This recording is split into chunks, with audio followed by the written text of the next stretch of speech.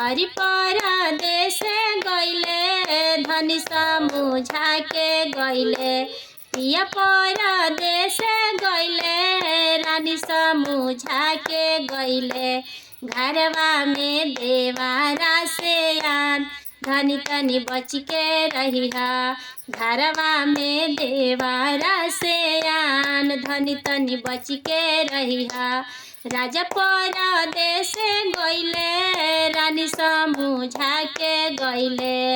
हरि परदेस गइले धनी समुझा के गइले।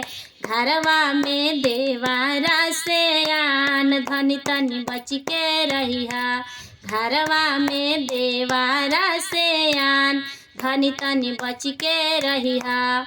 दूरही से खाना दीहा दूरही से पानी दीहा।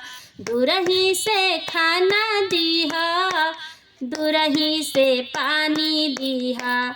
दूरही से करिहा तू बात धनी तनी बच के रहिहा।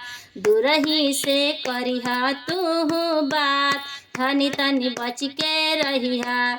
घरवा में देवारा से आन धनी तनी बच के रहिहा। हरि परदेस गइले रानी समुझा के गइले। पिया मोर विदेश गइले धनी समुझा के गइले।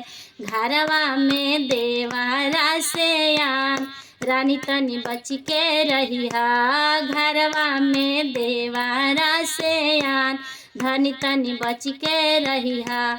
धनी तनी बच के रहिहा। धनी तनी बच के रहिहा।